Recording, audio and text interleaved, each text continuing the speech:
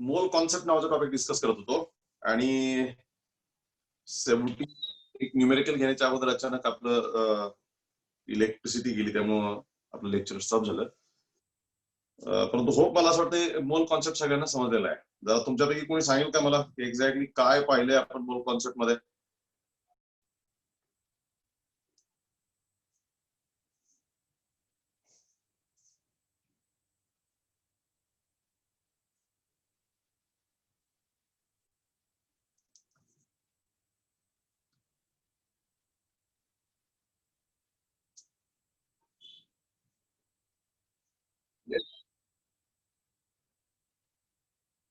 कोणीतरी सांगायला हवं आता काय पाहिलं आपण काल मोल कॉन्सेप्ट मध्ये. 2 दिवस झालं मोल कॉन्सेप्ट नावाचा कॉन्सेप्ट पाहतोय आपण, हो की नाही?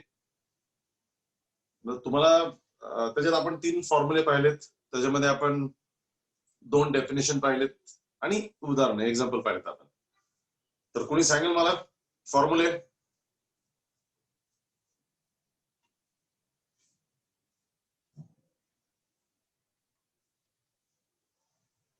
हा, कोणी पण.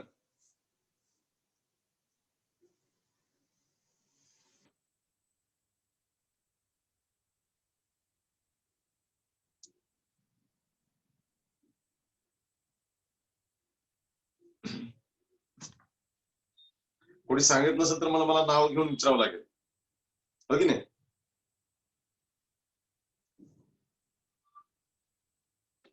असं चालेल काय की आपण रोज फक्त लेक्चर ऐकायचं आणि लेक्चर मध्ये आपण बोलायचं नाही? Is it okay? I don't think so, आहे की नाही? तसं नको. तेव्हा तुम्ही पण बोललं पाहिजे आणि तुम्ही पण मला उत्तर दिली पाहिजेत.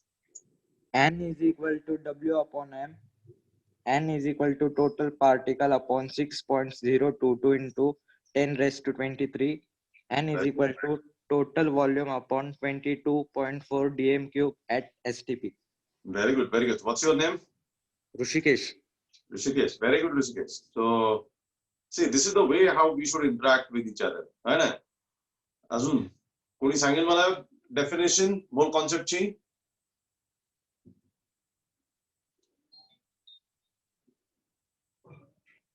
एनीवन?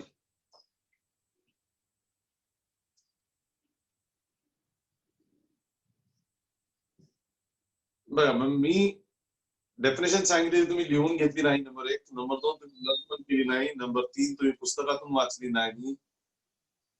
आणि मी ह्या टॉपिकच्या अगोदरपासून सांगतोय की मोल इज अनमोल कॉन्सेप्ट आणि उसे बोलना मना आहे. तो लक्षात ठेवला पाहिजे, तो वाचला पाहिजे, हो की नाही? मग तुम्ही सिरियसली घेतात का नाही घेतायत त्या टॉपिकला? येस, लेट मी नो, सांगा.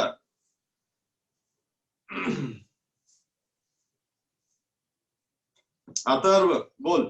अथर्व साळवी. Yes, sir. बोल, डेफिनेशन बोल. Sir, a mole of a substance is 6.022 into 10 raised to 23 molecules of that substance. 1 mole of any substance is equals to 6.022 into 10 raised to 23 particles of that substance.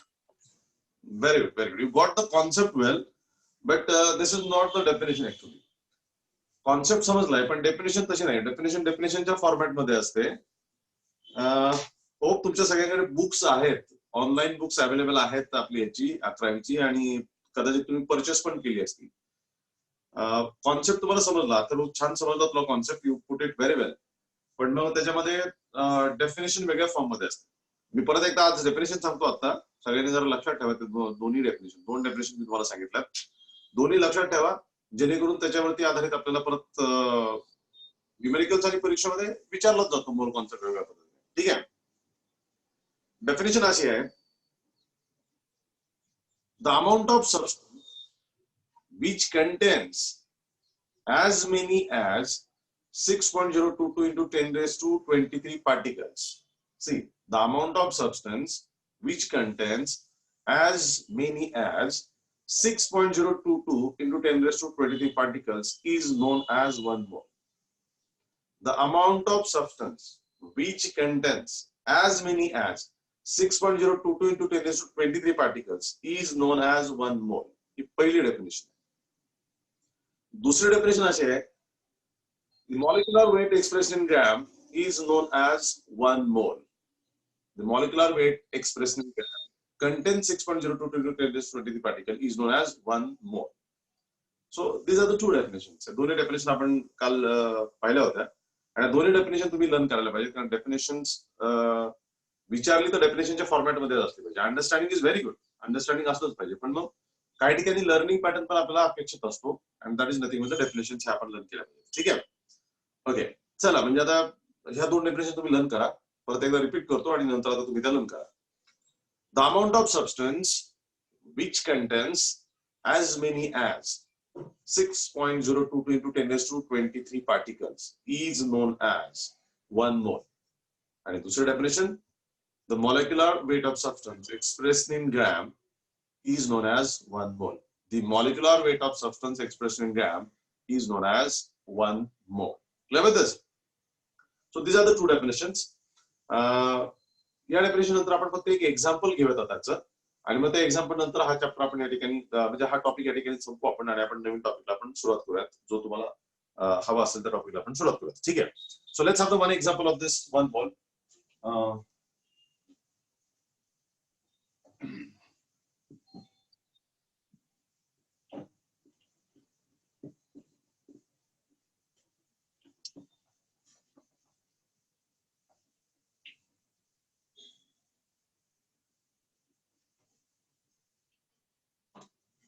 ठीक आहे. आता we'll take one example and that will almost cover all the formulas. जो हमने देखे इसके अंदर के सारे formula उसके अंदर के वो कवर करेगा, सारे फॉर्मुले त्याच्यामध्ये होतील. ठीक आहे. फॉर्म्युलाज आहे, तुमच्या सगळ्यांकडे वही पेन असणं गरजेचं आहे आता, सगळ्यांकडे, एव्हरीवन. नसतील तर तुम्ही घ्या आता, जस्ट एक पेन एक वही तुमच्याकडे असणं गरजेचं आहे, कारण न्यूमेरिकल आहे आणि ते न्यूमेरिकल तुम्हाला सॉल्व्ह करायचं आहे. Everyone, please have your pen and notebook. Right? So,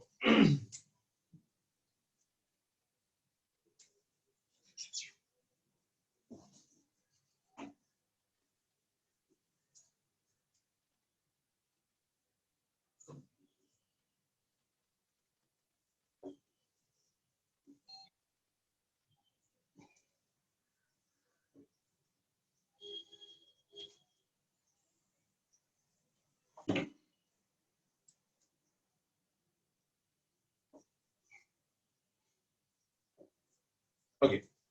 So this is the question. The question board वरती तुम्हाला कदाचित वाचता येत असेल किंवा नसेल, मी तो वाचतो, तुम्ही तो लिहून पण घेऊ शकता. Calculate the number of moles present in 51 gram of ammonia. Ammonia, NH3.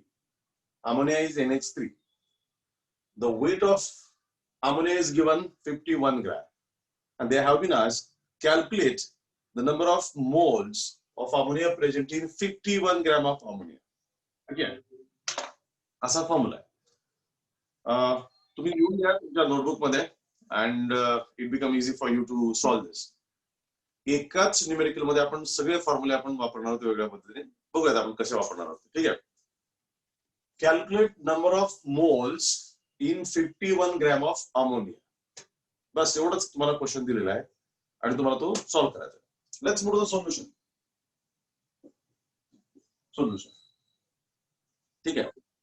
आता कुठलंही न्यूमेरिकल तुम्हाला दिलं, न्यूमेरिकल सोडवत असताना एक काळजी आपण घ्यायची. न्यूमेरिकल सोडवत असताना न्यूमेरिकल केअरफुली वाचायचं, केअरफुली, अत्यंत काळजीपूर्वक वाचायचं आणि त्या न्यूमेरिकल मध्ये दिलेल्या सगळ्या गोष्टी आपण लिहून काढायच्या. काय दिलंय त्या न्यूमेरिकल मध्ये आणि काय नाहीये ते बघायचं. आता आपल्या न्यूमेरिकल मध्ये calculate the number of moles विचारलेले आहेत आपल्याला इन 51 ग्रॅम ऑफ अमोनिया. पदार्थ कुठला आहे तुमचा? अमोनिया. सबस्टन्स अमोनिया आहे आणि किती दिलं या ठिकाणी? 51 ग्रॅम. आता ग्रॅम हे कशाचं युनिट आहे? वेटचं युनिट आहे. या ठिकाणी फक्त वेट दिलेलं आहे. युनिटवरून लक्षात येतं की हे वेट आहे. त्याच्यामुळं गिवन थिंग्स, कुठल्याही न्यूमेरिकल मध्ये गिवन थिंग्स असतात. गिवन सोल्युशन मध्ये पहिलं गिवन लिहायचं की आपल्याला काय दिलंय त्याच्यामध्ये. तर आपल्याला दिलंय W इज इक्वल टू, आता ते पण आपण असं म्हणूयात, असं W of ammonia NH3 is equal to 51 gram. आता हे लक्षात घ्या, बऱ्याच वेळेला फक्त डब्ल्यू लिहिलं तरी चालतं, कारण हे अमोनियाच आहे. त्यामुळे weight of ammonia is 51 gram किंवा डब्ल्यू ऑफ NH3 म्हणजे weight of ammonia. W of NH3 म्हणजे वेट ऑफ अमोनिया. दोन्ही पद्धतीने तुम्ही लिहू शकता. So weight of ammonia is 51 gram. हे तुम्हाला दिलेलं आहे न्यूमेरिकल. विचारलंय काय त्यांनी, calculate number of moles. Number of moles तुम्हाला विचारलेले आहे. मग आता आपण काय करणार त्या ठिकाणी, नंबर ऑफ मोल्स कशाने दाखवतो आपण, एन. एन एन कुणाचा, NH3 चा. N of NH3 is equal to how much, असं त्यांनी विचारलं. Number of moles of ammonia is equal to how much. हे बऱ्याच वेळेला मुलं आपली इथं चूक करतात. न्यूमेरिकल केअरफुली वाचत नाही. न्यूमेरिकल वाचणं वेगळं आणि केअरफुली वाचणं वेगळं. नंबर 1. नंबर 2, न्यूमेरिकल मध्ये दिलेल्या गोष्टी, त्याला गिव्हन थिंग असं म्हणतो, त्या व्यवस्थित लिहून काढणं. जे जे दिलंय ते सगळं लिहिलं आणि जे विचारलंय ते पण लिहिलं. हे एकदा लिहिलं की आपल्याला क्लिअर होतं की आपल्या न्यूमेरिकल मध्ये काय आहे. आता हे सोपं न्यूमेरिकल त्या अर्थाने, काही न्यूमेरिकल मध्ये 2, 3, 4 व्हॅल्यूज असतात आणि मोठं असतं, त्यामुळे ते सगळं लिहून काढणं महत्वाचं होतं शॉर्ट मध्ये. त्यामुळे इथं आपण गिव्हन थिंग्स लिहिलं की ह्या न्यूमेरिकल मध्ये आपल्याला वेट दिलेलं आहे अमोनियाचं आणि आपल्याला नंबर ऑफ मोल्स विचारलेले आहेत. ठीक आहे. आता ऑलरेडी आपल्याला माहिती आहे वेट आणि नंबर ऑफ मोलचा रिलेशन देणारे 3 फॉर्म्युले आपण पाहिले. त्यापैकी कुठला फॉर्म्युला आहे बरं जो वेट आणि नंबर ऑफ मोलचा रिलेशन देतो? आता आपल्याला ऋषिकेशने सांगितलं होतं. कुठला फॉर्म्युला? राईट फॉर्म्युला शोधायचा आपल्याला एन काढण्यासाठी. काय फॉर्म्युला होतो? N is equal to W upon M. Very good. N is equal to W upon M. हा आपला बेसिक फॉर्म्युला आहे, आपल्याला माहिती आहे. त्याच्यामध्ये N indicates the number of moles, W indicates the weight of substance, N indicate the molecular weight of same substance. मग आता N आपल्याला कॅल्क्युलेटच करायचं आहे. डब्ल्यू आपल्याला दिलेला आहे, मॉलिक्युलर वेट आपल्याला दिलेलं नाही, है ना. त्यासाठी मी तुम्हाला कालच शिकवलं की मॉलिक्युलर वेट हा असा टॉपिक आहे की मॉलिक्युलर वेट आपल्याला कॅल्क्युलेट करता आलं पाहिजे. आणि मॉलिक्युलर वेट एलिमेंटचं वेगळं, कंपाऊंडचं वेगळं. मॉलिक्युलर वेटसाठी ऍटॉमिक वेट माहित असणं गरजेचं आहे, त्याच्यावरून आपण मॉलिक्युलर वेट कॅल्क्युलेट करू शकतो. चला आपण अमोनियाचं मॉलिक्युलर वेट कॅल्क्युलेट करूयात. ते एन कॅल्क्युलेट करायचं आहे. डब्ल्यू आपल्याकडे ऑलरेडी आहे, एम आपल्याला माहित नाही आणि एम जनरली देत नाही. कधी कधी देतात, समजा जर हायर मॉलिक्युल असतील ज्यांचं मॉलिक्युलर वेट जास्त असतं तर देतात, पण आपल्याला कॅल्क्युलेट करता आलं पाहिजे. अमोनिया सिंपल सबस्टन्स आहे. सो आपण मॉलिक्युलर वेट पहिले काढून घेऊयात म्हणजे आपल्याला एन काढता येईल. So molecular weight of ammonia NH3 is equal to molecular weight of ammonia मतलब N of NH3 is equal to. कसं करतो आपण, तर अमोनियामध्ये नायट्रोजन आहे, अमोनियामध्ये हायड्रोजन आहे, 2 एलिमेंटचा. आणि मग नायट्रोजनचा ऍटॉमिक वेट आणि हायड्रोजनचा ऍटॉमिक वेट दोन्ही आपल्याला माहित असणं गरजेचं आहे. तर नायट्रोजनचा ऍटॉमिक वेट पहिल्या ब्रॅकेटमध्ये, नायट्रोजनचा ऍटॉमिक वेट 14 आहे, आपण कालच पाहिलं. नायट्रोजन ऍटॉमिक वेट 14 आहे इंटू अमोनिया मॉलिक्युलमध्ये नायट्रोजनचं एकच ऍटम आहे, त्यामुळे 14 इंटू 1 हे पहिला ब्रॅकेट झाला, plus 14 into 1. 14 is atomic weight of nitrogen. Atomic weight periodic table मध्ये दिलेले आहेत. Atomic weight of nitrogen into number of atoms. इथं अमोनियामध्ये नायट्रोजनचं एकच ऍटम दिसतोय NH3, प्लस दुसऱ्या ब्रॅकेटमध्ये सेकंड इलेमेंट कोण आहे? हायड्रोजन. हायड्रोजनचा ऍटॉमिक वेट किती असतो? 1.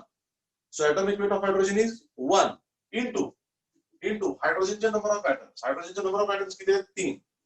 Done. Hydrogen number of atoms 3 झालं. 2च एलिमेंट्स आहेत, 2 ब्रॅकेट. 3 एलिमेंट्स असते 3 ब्रॅकेट केले असते, 4 एलिमेंट्स असते 4 ब्रॅकेट केले असते, 2 असते 2च. आता आपल्याला 2च आहे, नायट्रोजन आणि हायड्रोजन. क्लिअर. सॉल्व्ह करूयात आपण. 14 1 जा 14 प्लस 3 1 जा 3 is equal to 17.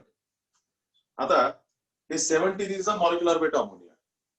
Weight gram मध्ये एक्सप्रेस करायचं, याला पण आपण ग्रॅम मध्येच घ्यायचं असतं. जनरली मॉलिक्युलर वेट हे ग्रॅम मध्येच एक्सप्रेस केलं जातं. मी मला सांगितलं तुम्हाला, आपण करताना ते जनरली ग्रॅम मध्येच एक्सप्रेस करतो. जर समजा आपल्याला दिलेलं असेल तर ते ग्रॅम मध्ये असेल किंवा किलोग्रॅम मध्ये असेल, आपल्याला ते बारकाईने चेक करायला पाहिजे की त्यांनी कसं दिलेलं आहे. ठीक आहे. सो इथं आपण असं म्हणतो की this molecular weight is given 17 gram. झालं. आता बघा, आपल्याला एन कॅल्क्युलेट करायचं आहे, डब्ल्यू आपल्याला ऑलरेडी दिलेला आहे, एम आपण आता कॅल्क्युलेट करून घेतला मॉलिक्युलर वेट. हे मॉलिक्युलर वेट झालं. आता एन कॅल्क्युलेट करणं अवघड नाही आपल्यासाठी. So what will happen then? N is equal to W by M. W ची किंमत किती आहे? 51 आणि एन ची किंमत किती आहे? 70. कुल मिला किती येईल? 3 moles. 3 moles. असं आहे. Got it? That's all. This is the answer. This is the answer. आता खाली तुमचा इम्प्रेशन येईल, रिझल्ट येईल, रिझल्ट. ओके, हे न्यूमेरिकल सॉल्व्ह झालं. आता न्यूमेरिकल सॉल्व्ह झाल्यानंतर खाली तुम्हाला रिझल्ट प्लेस करावा लागतो, रिझल्ट पुट करावा लागतो. बऱ्याच वेळेला आपण रिझल्ट पुट करत नाही, आपल्याला वाटतं बस एवढं 3. काही वेळा अनेक वेळा चूक करतात. 3 नंतर इथं मोल शब्द आपण वापरला, दॅट इज कॉल्ड युनिट. युनिटसाठी अर्धा मार्क असतो. उत्तर आपण बरोबर काढलं, आन्सर आपण बरोबर काढलं, तरी हे युनिट जर दिलं नाही तर युनिटसाठी अर्धा मार्क कट केला जातो, अर्धा मार्क कट केला जातो. आणि म्हणून हे युनिट तुम्हाला प्रॉपर टाकायला पाहिजे, जे असेल ते. आपल्याला माहिती आहे एन नंबर ऑफ मोल्सचं युनिट काय असतं, मोल्स. 3 मोल्स. मग आता रिझल्ट येतो खाली, रिझल्ट प्रेझेंट करायचं असतं. सिस्टमॅटिक ज्यावेळेस आपण उत्तर लिहितो त्यावेळेला प्रत्येक न्यूमेरिकलच्या खाली आपण रिझल्ट लिहिला पाहिजे. तो कसा असणार आहे? मग प्रश्न काय होता, calculate number of moles in 51 gram of ammonia. मग रिझल्ट असणार the number of moles of ammonia present in 51 gram are 3 moles.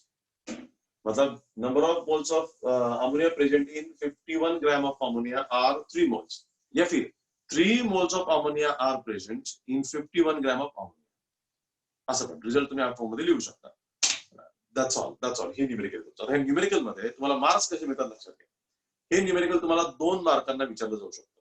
हे न्यूमेरिकल 2 मार्कांना विचारलं. नंबर पहिला, गिवन थिंग्स. ह्या गोष्टीला तुम्हाला half marks. Given things with proper units and notations, या सगळ्या गोष्टी त्यात पाहिल्या जातात. म्हणजे डब्ल्यू फॉर वेट, 51 ग्रॅम, 51 आणि त्याची युनिट. एन ऑफ अमोनिया काय, त्याला हाफ, म्हणजे अर्धा मार्क्स तुम्हाला गिवन थिंगला असतो. कुठलंही न्यूमेरिकल तुम्ही गिवन थिंग लिहिलं की त्यात तुम्हाला अर्धा मार्क्स फिक्स मिळणार असतो. जरुरी नाही की तुमचं उत्तर शेवटचं बरोबर असो, की स्टेप बाय स्टेप मार्क्स असतात. सायन्स मध्ये एक खासियत आहे, मॅथ्स मध्ये, सायन्स मध्ये, फिजिक्स मध्ये, केमिस्ट्री मध्ये, की तुम्ही स्टेप बाय स्टेप याला प्रत्येक स्टेपचा मार्क्स असतो. आपण बऱ्याच वेळा काय करतो, घाई गडबडमध्ये स्टेप्स विसरून जातो आणि म्हणून आपले मार्क्स काढले जातात. So what I suggest you, given thing लिहा, हाफ मार्क तुम्हाला मिळतो. हा फॉर्म्युला लिहिला की तो तुम्हाला हाफ मार्क्स मिळतो. राईट फॉर्म्युला, कुठल्या फॉर्म्युला तुम्ही कॅल्क्युलेट करणार आहे तो फॉर्म्युला की हाफ मार्क्स मिळतो. हे मधलं जे कॅल्क्युलेशन आहे हे कॅल्क्युलेशनला हाफ मार्क्स, आणि हे जे आन्सर लिहिलं त्या आन्सर साठी हाफ मार्क्स. आन्सर आणि रिझल्ट हे दोन्ही एकत्रित असतात बऱ्याच वेळा.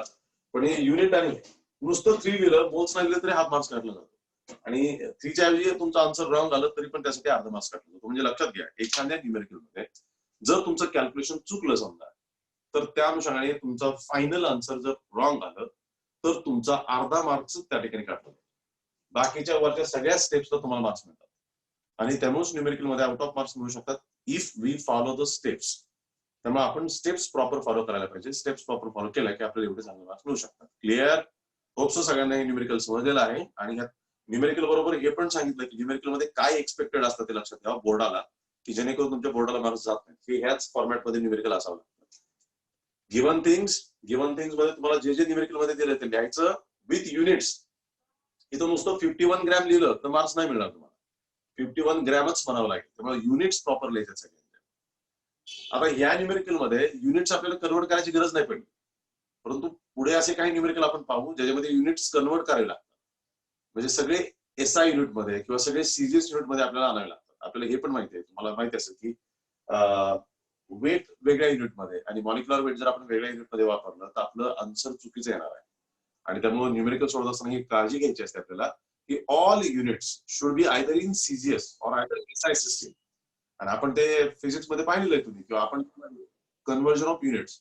आणि तुमच्याकडे जे लॉक टेबल असतं ते लॉक टेबल सगळ्यांनी घ्या, छोटं बुक असतं लॉक टेबलचं, त्याच्यामध्ये पण सगळे युनिट्स असतात आणि ते युनिट्सचे कन्व्हर्जन्स पण असतात. त्यामुळे सीजीएस युनिट कुठले आणि एसआय युनिट्स कुठले हे एकदा वाचून घ्यावं लागेल. It's very fundamental. ते फिजिक्स मध्ये पण उपयोगी येईल तुम्हाला आणि केमिस्ट्रीमध्ये पण उपयोगी येईल. जबरदस्त. आणि ते एकदा केलं की मग तुम्हाला अडचण येत नाही. त्यामुळे युनिट्स, गिवन थिंग्स, फॉर्म्युला, हा फॉर्म्युला काय कॅल्क्युलेट करायचं तो फॉर्म्युला टाकावा लागेल. कॅल्क्युलेशन आणि final answer with unit and its result, हे आपलं पद्धत असते. त्यामुळे सगळ्यांनी लक्षात ठेवा, this is the way how to solve the numericals. बऱ्याच वेळा आपण ओरली न्यूमेरिकल सोडू शकतो फ्युचरमध्ये, पण it's of no use. Systematical board it want. आणि जेई नीट मध्ये मग शॉर्टकट असतात. म्हणजे जेई नीट मध्ये आता 2 पद्धती असतात. तुमच्यापैकी ज्या मुलांना शॉर्टकट्स मारायची सवय असते किंवा शॉर्टकट मध्ये आन्सर द्यायची सवय असते, orally I can do it, 100% you are welcome. पण मग ते जेई आणि नीट नावाच्या परीक्षेमध्ये JEE नीट नावाच्या परीक्षेमध्ये जितका शॉर्टकट तुम्ही न्यूमेरिकल प्रेझेंट करू शकता तेवढं करायचं. डायरेक्ट तुम्ही आन्सर टिक केलं तरी जात, पण ते राईट असलं पाहिजे. त्यामुळं जेवढा शॉर्टकट्स तुम्ही मारता त्यापेक्षा जास्त शॉर्टकट तुम्हाला नीट JEE ला एक्सपेक्टेड असतो. तुम्हाला ज्या सवय असतात त्यापेक्षा जास्त. आणि बोर्डाला मात्र सिस्टमॅटिकच पाहिजे असतं. त्यामुळे हे दोन्ही टोक लक्षात ठेवा की बोर्डाला 1 to 1 सिस्टमॅटिकली आन्सर प्रेझेंटच करावं लागेल तरच मार्क्स मिळतात. शॉर्टकट्स मारल्यानंतर बोर्डाला मार्क्स मिळत नाही. नंबर 1. नंबर 2, JEE नीटला जितका शॉर्टकट तुम्हाला जमतो त्यापेक्षा जास्त मारायची गरज असते. त्यामुळे जास्तीत जास्त शॉर्टकट वापरण्याची गरज आपल्याला JEE नीट मध्ये असते. त्यासाठी प्रॅक्टिसच लागते. त्यामुळे तुम्ही कुठले ऍस्पिरंट्स आहात त्यानुसार ते आपल्याला ठरणार आहे. क्लिअर आहे? चला, हे न्यूमेरिकल आपण इथपर्यंत समजलं. आता ह्या न्यूमेरिकल आपण एक्सटेंड करूया. म्हणजे ठीक आहे, नॉर्मल असं विचारलं जातं, पण ह्याच न्यूमेरिकल मध्ये आपण सगळे पुढचे फॉर्म्युले आपण त्यात यूज करत जाऊ. आहे ना, आपण किती फॉर्म्युले पाहिले? 3 फॉर्म्युले आपण पाहिलेले आणि पूर्ण कॉन्सेप्ट पण पाहिलेला आपण. मूळ कॉन्सेप्ट काय आहे तर आपण हाच न्यूमेरिकल थोडासा एक्सटेंड करत जाऊ. पुढची क्वांटिटी विचारत जाऊ. कसे असते ह्या फॉर्म्युल्यामध्ये? काय विचारलं होतं? Calculate the number of moles of ammonia in 51 gram. हे 51 ग्रॅम ऑफ अमोनिया. आता पुढचा प्रश्न विचारतो याच्यामध्ये, calculate the total number of particles present in 51 gram of ammonia. Okay, आता हे न्यूमेरिकल कट करतो. हे तुम्हाला एन माहिती आहे, हे लक्षात ठेवा.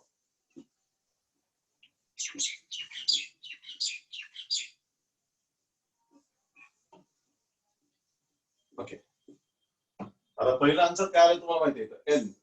N is equal to 3 moles. ते इथं लिहून ठेवतो मी, पहिला आन्सर. ठीक आहे, आता दुसऱ्याला जायचं आपल्याला. दुसरा आहे calculate total particles.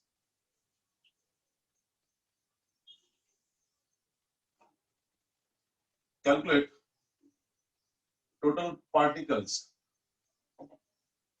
Present in 51 gram of ammonia. Okay, बघा ऑलमोस्ट सगळं तेच आहे, फक्त इथं बदल केला. Calculate total particles present in 51 gram of ammonia असाही प्रश्न विचारला जातो.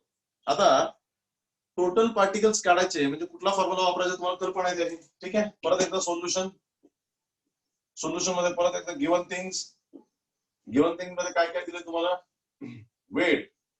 Weight of ammonia is equal to 51 gram हे तुम्हाला दिलेलं आहे. आणि तुम्हाला विचारलेलं काय? Total particles is equal to how much. Total particles किती आहे हे तुम्हाला विचारले. ठीक आहे, आता टोटल पार्टिकलचा फॉर्म्युला तुम्हाला माहिती आहे. टोटल पार्टिकल्सचा फॉर्म्युला आपण पाहिला की इज इक्वल टू, तो आपण पाहिलं N is equal to total particles divide by 6.022 into 10⁻23. Okay, हा फॉर्म्युला आपण पाहिलेला आहे. आता यामध्ये टोटल पार्टिकल्स काढायचे, त्यामुळे टोटल पार्टिकल इथं ठेवायचं, हे इकडे घेऊन येऊ आपण. तर total particles equal to N into 6.022 into 10⁻23. बरोबर आहे. ही क्वांटिटी या बाजूला येईल ना, लेफ्ट साइडला आहे, त्यामध्ये मल्टिप्लाइड होईल. मग total particle equal N into 6.022 into 10⁻23 that is average. म्हणजे लक्षात घ्या, या न्यूमेरिकल मध्ये तुम्हाला टोटल पार्टिकल जर विचारले आणि हे जर वेट मध्ये दिलं असेल तर तुम्हाला नंबर ऑफ मोल्स लागणारच आहे. टोटल पार्टिकल कॅल्क्युलेट करायचे 6.022 या ठिकाणी आहे, तुम्हाला एन पाहिजे. त्यामुळे हा पहिली जी स्टेप्स मध्ये आपण एन काढलेला आहे, लिहिलंय आपण, तो एन तुम्हाला काढावाच लागतो. तुम्हाला जर पहिल्या प्रश्नामध्ये नंबर ऑफ मोल्स विचारला असता तर आपण तो काढलेलाच आहे, पण जर तिथं पार्टिकल विचारले तर पार्टिकल कॅल्क्युलेट करण्यासाठी तुम्हाला नंबर ऑफ मोल्स आवश्यक आहेत. त्यामुळे नंबर ऑफ मोल्स तुम्हाला काढावेच लागणार आहे. मग आपण नंबर ऑफ मोल्स काढले. ठीक आहे, मग आता आपल्याला माहिती आहे नंबर ऑफ मोल्स किती आहेत? 3 इंटू 6.022 इंटू 10⁻23. तर हे जे काय येईल ते 18.066 इंटू 10⁻23 पार्टिकल्स. आता पार्टिकल्स पण शब्द लिहू शकतो मी आणि मॉलिक्युल्स पण लिहू शकतो. ओके, टोटल पार्टिकल्स बघा इथं मी मॉलिक्युल्स लिहिलेलं आहे. आय कॅन राईट मॉलिक्युल्स और also I can write particles. मी तुम्हाला सांगितलंय पार्टिकल शब्दाचा अर्थ म्हणजे ऍटम असतं, आयन असतं किंवा मॉलिक्युल असतं. मग आपण सबस्टन्स कुठल्या फॉर्म मध्ये घेतला त्यानुसार त्या ठिकाणी लिहायचं असतं. जरी या ठिकाणी पार्टिकल वापरलेलं असलं तरी अमोनिया हा मॉलिक्युलर फॉर्म मध्ये एक्झिस्ट असतो. NH3 हा मॉलिक्युल आहे, अमोनिया मॉलिक्युलर फॉर्म मध्ये एक्झिस्ट असतो. आणि त्यामुळं इथं आपण मॉलिक्युल शब्द वापरला तरी अत्यंत रास्त आहे, अत्यंत योग्य आहे. त्यामुळे मॉलिक्युलर शब्द वापरायचा. पार्टिकल म्हणलं तरी चाललं असतं, पण मॉलिक्युल जास्त करेक्ट आहे, कारण अमोनिया आपण मॉलिक्युलर फॉर्म मध्ये घेतो. मग आता मला तुम्ही लक्षात घ्या, 51 ग्रॅम अमोनियामध्ये किती मॉलिक्युल्स आहेत? 18.066 इंटू 10⁻23 मॉलिक्युल्स आहेत. त्याचं कारण असं आहे 51 ग्रॅम मध्ये 3 मोल्स आहेत. 51 ग्रॅम मध्ये 3 मोल्स आहेत. एका मोल मध्ये पार्टिकल किती असतात? 6.02 into 10⁻²⁰. 3 मोल मध्ये किती असतील? तर 3 into 10. Finally we got this one. Finally we got this one. Clear with this? Okay okay ठीक है. थोड़ा सा बोर्ड के ऊपर का आपको क्लीन नहीं दिखाई दे रहा है सबको? एवरीवन बोर्ड के ऊपर का क्लीन दिखाई दे रहा है? लाइट रिफ्लेक्ट कर रही है, लाइट रिफ्लेक्ट कर रही है. थोड़ी लाइट रिफ्लेक्ट करिए. Just minute.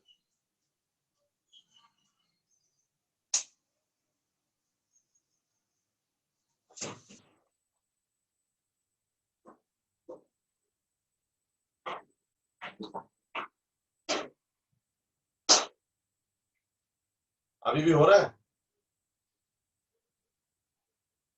नहीं, अभी शायद थोड़ा सा ठीक दिखाई दे रहा है. ओके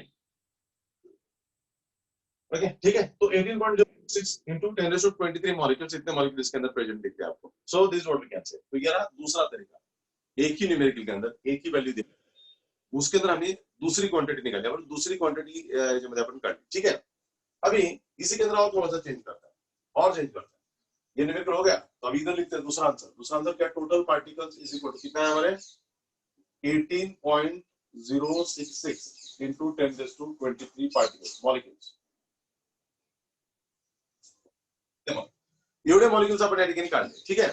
त्यामुळे we got second answer. We got a second answer here. आपल्याला दुसरा आन्सर पण मिळाला. आता प्रश्नामध्ये थोडासा बदल करूयात परत. ओके थोडासा बदल. कैलकुलेट वॉल्यूम या फिर total volume occupied by 51 gram of ammonia. Calculate total volume occupied by 51 gram of ammonia. पहले न्यूमेरिकल के अंदर नंबर ऑफ मोल्स कैलकुलेट करने के लिए बोले. दूसरे न्यूमेरिकल के अंदर हमें टोटल पार्टिकल कैलकुलेट करने के लिए बोले. और तीसरे न्यूमेरिकल के अंदर हमें total volume occupied by 51 gram of ammonia. 51 ग्राम अमोनियाने किती वॉल्यूम अक्वायर केलं, किती वॉल्यूम ते अक्वायर करणार आहे ते आपल्याला कॅल्क्युलेट करायचं आहे. So we have to discuss how much volume is acquired. ठीक आहे. आता ते पण तुम्हाला चांगलं माहिती आहे कसं कॅल्क्युलेट करायचं ते. हाऊ कुठला फॉर्म्युला वापरणार आपण? येस बोलो. Solution given. वेट दिले 51 ग्राम आणि total volume is equal to how much. Total volume निकालना है हम लोग को. कौन सा फॉर्मूला यूज करेंगे इसके लिए? बोलो which formula? N is equal to total volume upon 22.4 dm³. Very good very good very good. आपल्याकडे फॉर्म्युला ऑलरेडी आहे. फॉर्म्युला आपण ऑलरेडी पाहिलेला आहे. त्यामुळे त्याच्यामध्ये आपण असं करणार आहोत की that is you can say N is equal to total volume divided by 22.4 dm³. तुम्हाला dm³ बनायला अवघड वाटत असेल तर तुम्ही त्याला लिटर म्हणू शकता. मी परत परत सांगतोय 1 dm³ म्हणजे 1 लिटर. ओके 1 dm³ म्हणजे 1 लिटर. डेसिमीटर क्यूब, dm³ चा लॉंग फॉर्म आहे डेसिमीटर क्यूब.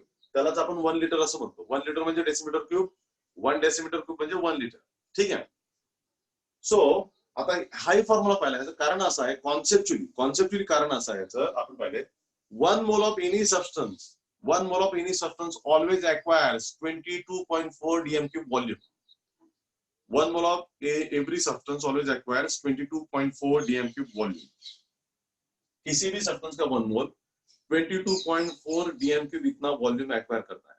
22.4 dm³ इतना वॉल्यूम एक्वायर किसी भी सब्सटेंस का 1 मोल. और इसी से हमने ये फॉर्मूला डिराइव किया. त्याच्यावरूनच आपण हा फॉर्म्युला काढला होता. तो N is equal to it's not a TV. तुमच्या डोक्यात टीव्ही आणि परीक्षेत असं टीव्ही लिहू नका तुम्ही. दिस इज अ शॉर्टकट जो फक्त मी लिहिला या ठिकाणी. परीक्षेत तुम्ही लिहिता असताना एक्झाम मध्ये तुम्ही लिहिता असताना टोटल वॉल्यूम असाच शब्द वापरायचा आहे. चूक करू नका. Total volume it's not a TV है ना.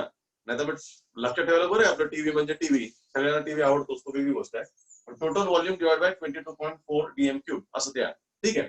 मग आता टोटल वॉल्यूम काढायचं असेल तर total volume is equal to ही इकडे क्वांटिटी घेऊन जाऊ आपण. आपलं होईल N into 22.4 dm³ असे.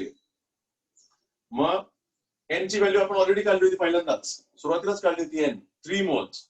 So 3 into 22.4 dm cube. So it will comes to how much?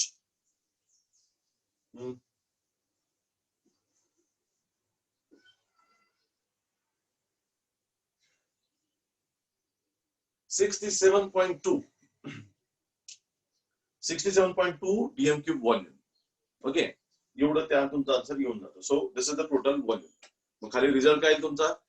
Result असा येतो, the total volume occupied by this 51 gram of ammonia is 67.2 dm cube. या लिचा the total volume occupied by 51 gram of ammonia is 67.2 dm cube.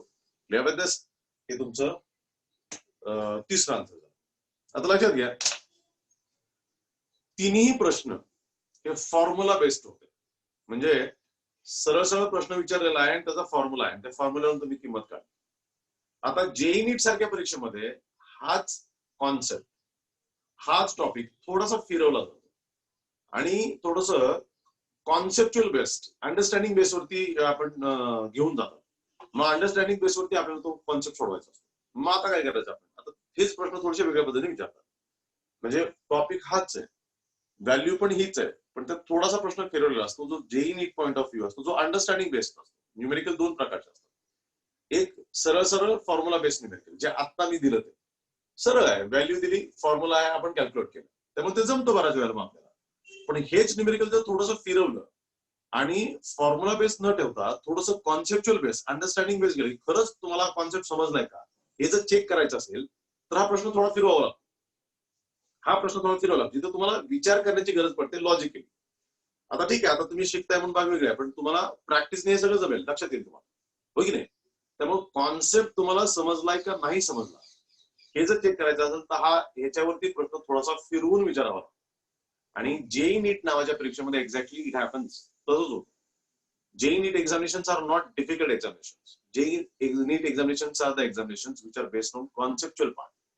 How much you understood from the topic depends upon that. If you understood well, you can answer well. कसंही फिरवलेलं असू दे, हो की नाही? आता तुम्ही सध्या आयपीएलचा जमाना चाललाय, कदाचित तुमच्या काही जण आयपीएल बघत असतील, आहे की नाही? आयपीएल मध्ये स्पिनर बॉलर असतात, मग ते स्पिनर बॉल काहीतरी गुगली टाकतात, काहीतरी वेगळ्या पद्धतीने स्पिन करतात बॉल. बॅट्समनला फसवणं हा उद्देश असतो त्याच्यामध्ये, आणि त्यामुळे कशाही प्रकारचा स्पिन बॉल ते टाकू शकतात. आणि ज्या वेळेला बॅटमन फसतो त्यावेळेला त्याची विकेट जाते. आपलं एक्झॅक्टली तेच होतं. जेई नीट परीक्षेमध्ये आपल्याला गुगली टाकलेली असते, त्यांनी वेगळ्या प्रकारचा स्पिन बॉल टाकलेला असतो, आपण त्याच्यामध्ये आपली विकेट देऊन टाकतो. आपण विचार करत नाही. आणि खरं तर माझं असं म्हणणं आहे की 11वी-12वी सायन्सला आपण ज्यावेळेस अभ्यास करतो ना, त्यावेळेस विचार करायला शिकणं ही सगळ्यात महत्त्वाची गोष्ट आहे. दिलेल्या टॉपिकवर विचार करायला शिकणं. बघा ना, आता ह्या टॉपिकवर तुम्ही स्वतः विचार करणं ही वेगळी गोष्ट आहे. जसं आता अथर्व साळवीने आपल्याला ओरल दिली, त्याला कॉन्सेप्ट खूप चांगला समजला त्या अर्थाने. तेव्हा कॉन्सेप्ट समजणं ही वेगळी आणि मस्त गोष्ट असते. श्रेयस कडून एक प्रश्न आलाय, so let me read that question. Shreyas असं म्हणतोय, सर इन बोर्ड शाइन कर रहा है, सर बोर्ड शाइन कर रहा है, ये ओके, ये तो रविंग का था. अभी दूसरा है ना, just I got some chat हो गया.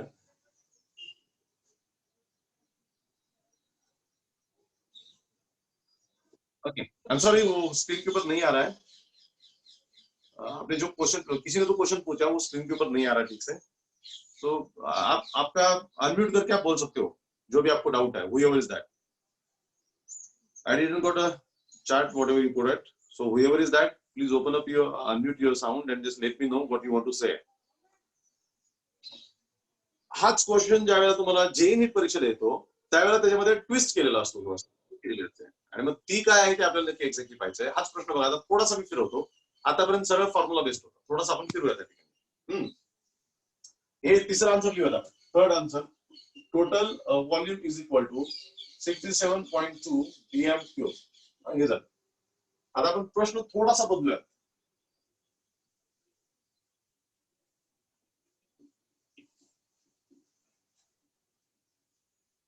ओके, इधर अमोनिया है, वो इधर लिख रहा हूं मैं, ये आता हूं.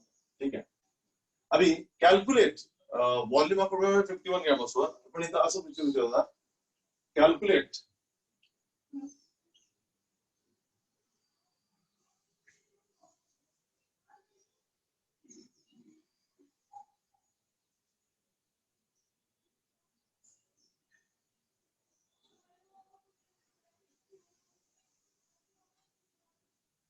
अभी देखिए क्वेश्चन घुमा फिरा, calculate number of moles of nitrogen in 51 gram of ammonia. Question is twisted. Calculate number of moles of nitrogen present in 51 gram of ammonia. Ammonia पदार्थामध्ये, अमोनिया सब्स्टन्समध्ये नायट्रोजनचे किती मोल आहेत असा प्रश्न. तोच प्रश्न परत असा पण फिरवला जाऊ शकतो, calculate the number of moles of hydrogens present in 51 gram of ammonia. आता ह्या प्रश्नात थोडस तुम्हाला फॉर्म्युलेच्या पलीकडे जावं लागतं. फॉर्म्युलेच्या पलीकडे जावं लागतं. ते कसं ते बघायला आपण. ओके, सोल्युशन गिवन मध्ये तेच आहे तुमचं, that is weight of ammonia is equal to 51 gram. आणि तुम्हाला विचारलेलं आहे number of moles of N2 is equal to how much. N of N2, N म्हणजे नंबर ऑफ मोल्स, N2 म्हणजे nitrogen. Number of moles of nitrogen is equal to how much. Number of moles of nitrogen is equal to how much. आता तुम्हाला दिलाय ammonia आणि तुम्हाला नायट्रोजनचं काढायचंय. ठीक आहे, आपण मॉलिक्युलर वेट काढलं होतं, परत एकदा आपण बघूयात. So molecular weight of ammonia is equal to काय पाहिलं होतं आपण अमोनियामध्ये. अमोनिया असा NH3 आहे. नायट्रोजनचं किती वेट आहे 14 into 1 प्लस हायड्रोजनचं किती होतं 3 into 1 is equal to 14 plus 3 is equal to 70. ह्या फॉर्म्युला वापरला होता आपण मॉलिक्युलर वेट काढण्यासाठी. सो मॉलिक्युलर वेट काढला. आता ह्याच्यामध्ये काय दाखवतं लक्षात घ्या. ह्याच्यामध्ये काय दाखवतं की अमोनियाचं मॉलिक्युलर वेट 17 आहे. अमोनियाचं मॉलिक्युलर वेट 17 आहे. आता समजून घ्या, अमोनियाच्या 17 वेट मध्ये नायट्रोजनचं वेट किती आहे 14 ग्रॅम आणि हायड्रोजनचं किती आहे 3 ग्रॅम. हायड्रोजनचं 3 ग्रॅम. मग आता लक्षात घ्या, आपण असं म्हणतो, असं म्हणू शकतो, क्रॉस मल्टिप्लिकेशन असतं. 17 gram of ammonia, 17 gram of ammonia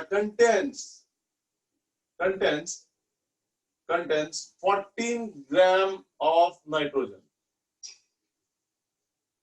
molecular weight वरूनच हे लक्षात येतं आपल्याला. 17 ग्रॅम 17 ग्रॅम मॉलिक्युलर वेट आहे कोणाचं अमोनियाचं. त्याच्यामध्ये तुमचा नायट्रोजन किती आहे 14 gram.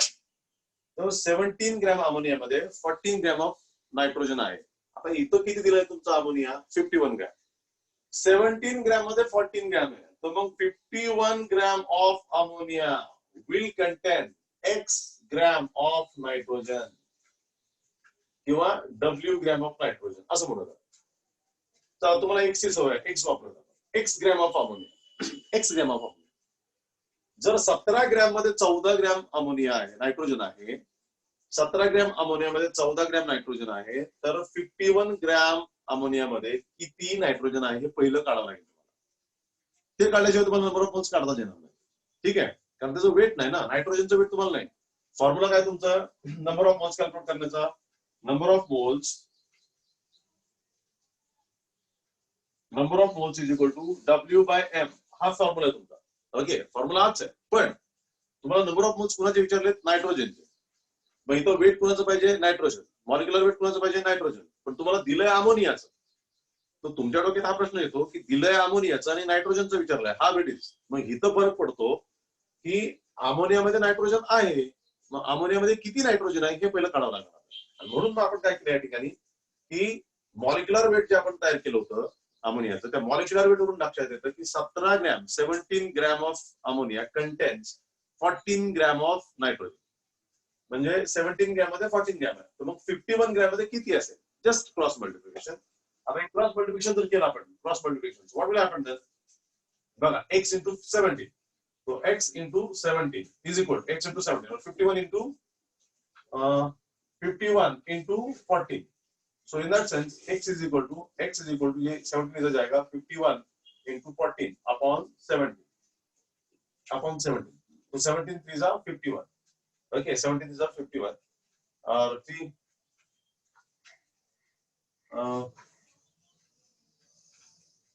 52. Okay, so this got over 52. So 52 gram. x का वैल्यू कितना है आपका 52 है. x का वैल्यू 52 है. देखिएगा x is nothing but the weight of nitrogen. तो नहीं कुछ तो गलत हुआ है.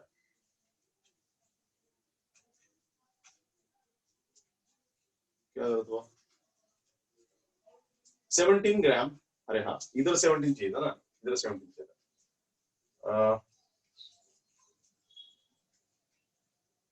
17 ग्राम of ammonia contains 14 gram of nitrogen, then 51.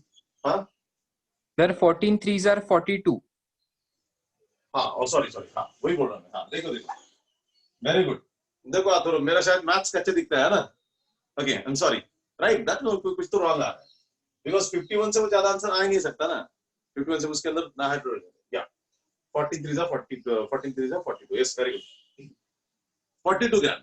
इसका मतलब यह है कि 51 ग्राम अमोनिया के अंदर 42 ग्राम ऑफ नाइट्रोजन हमारा प्रेजेंट है. अभी नाइट्रोजन का वेट मिल गया. अभी जैसे नाइट्रोजन का वेट मिल जाता है तो हम सीधा हमारे फॉर्मूले के अंदर आ जाते हैं. फॉर्मूला में कोई प्रॉब्लम नहीं है हम लोगों को. So now for weight of nitrogen is 42 gram. अभी सवाल है मॉलिक्यूलर वेट का. नाइट्रोजन का मॉलिक्यूलर वेट हमें पता नहीं है, वो भी नहीं है, वो चाहिए हम लोग. वो भी दिया नहीं कहीं, है ना, वो भी निकालना पड़ेगा. सो मॉलिक्यूलर वेट कैसे निकालते हैं हम जानते हैं इसी तरीके से. तो molecular weight of nitrogen, nitrogen कैसे एग्जिस्ट करता है? N2. नाइट्रोजन का मॉलिक्यूलर फॉर्मूला, किसी भी सब्सटेंस का मॉलिक्यूलर वेट निकालने के लिए हमें मॉलिक्यूलर फॉर्म्युला की जरूरत आहे. त्यामुळे मॉलिक्युलर वेट काढायचं म्हणजे त्याचा मॉलिक्युलर फॉर्म्युला माहित पाहिजे. तर नायट्रोजन हा N2 ह्या फॉर्म मध्ये एक्झिस्ट करतो. आता हे थोडंसं अभ्यासातूनच लक्षात येतं.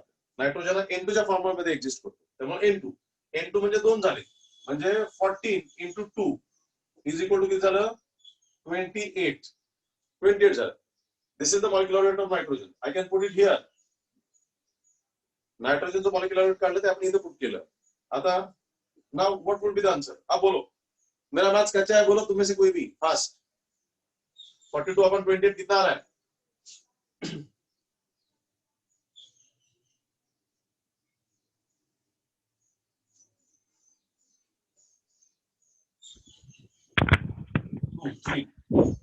So 1.5.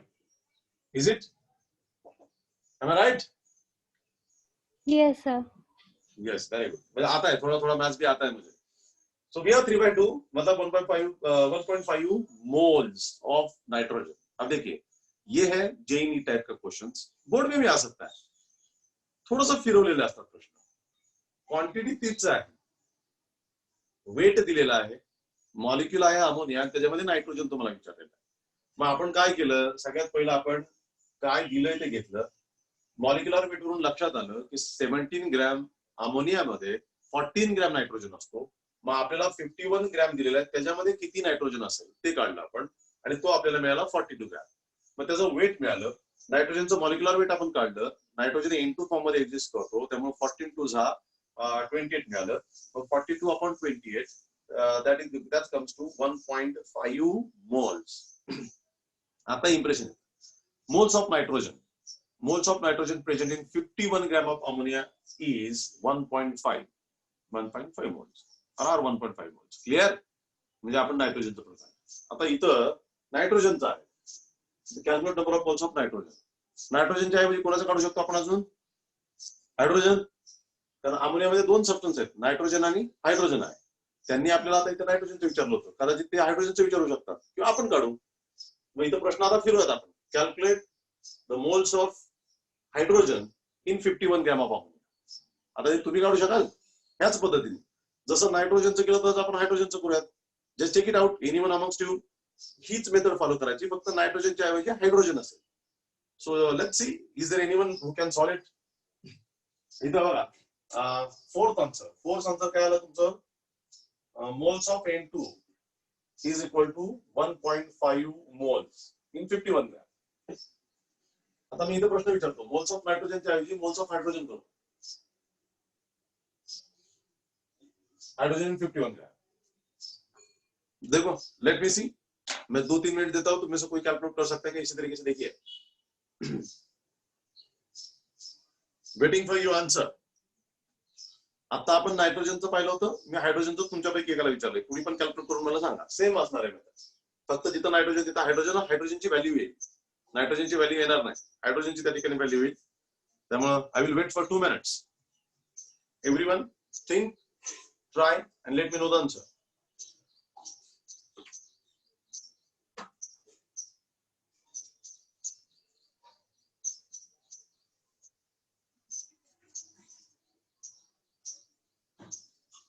Yes.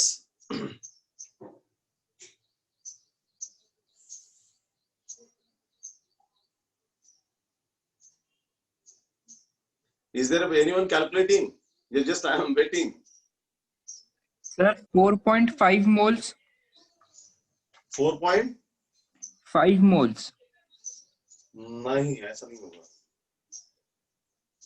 Something somewhere wrong. देखो ना, वापस यही रहेगा ना. बस यहाँ पे क्या बदलेगा कि 17 gram of ammonia contains 3 gram of hydrogen ना. 3 ग्राम ऑफ हाइड्रोजन आएगा. 3 ग्राम ऑफ हाइड्रोजन. 17 ग्राम के अंदर 3 ग्राम ऑफ हाइड्रोजन है.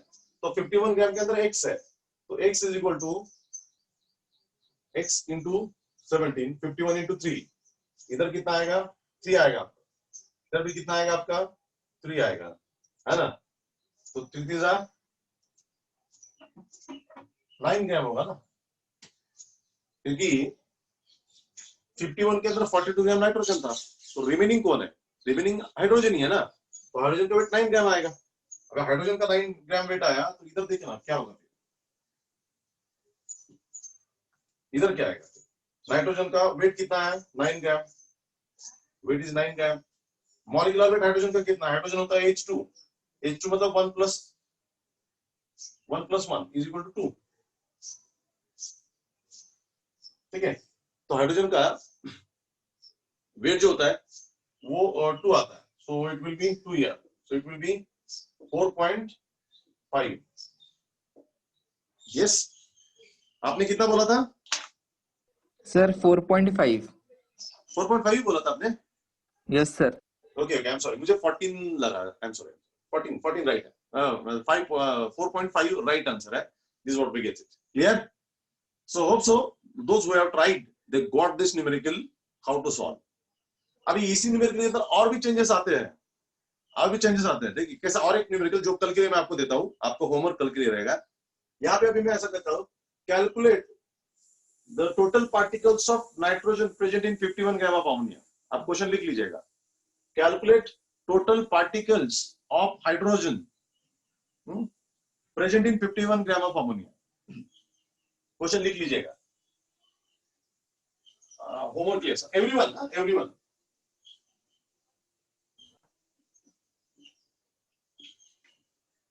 क्वेश्चन सांगा ना. हाँ क्वेश्चन. हाँ, क्वेश्चन सांगतोय. Calculate total particles of nitrogen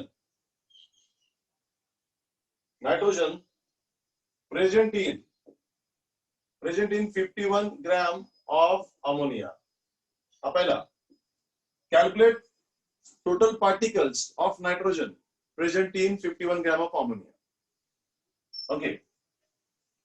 दूसरा, calculate total molecules of hydrogen present in ammonia. कितनी? 51 gram of ammonia. 51 gram of ammonia. Calculate total molecules. आता इथं सर्व molecules म्हणले मी. Of hydrogen present in 51 gram of ammonia. Okay. Question number 3. Calculate total volume occupied by nitrogen in 51 gram of ammonia. And fourth, calculate total volume occupied by hydrogen in 51 gram of ammonia. Question बघा परत एकदा वाचतो मी. Third question ऐसा बता रहा है. Third question काय सांगतो? Calculate total volume occupied bye nitrogen. Calculate total volume. आपण व्हॉल्यूम कोणाचं काढलं होतं? अमोनियाचं. आता इथं नायट्रोजन हायड्रोजनचं काढायचंय. तेव्हा calculate total volume occupied bye nitrogen in 51 gram of ammonia. Okay. Calculate total volume occupied by hydrogen in 51 gram of ammonia. Clear with this? Okay, that's all. And see you tomorrow with next numericals. Have a good day, everybody. Bye, sir.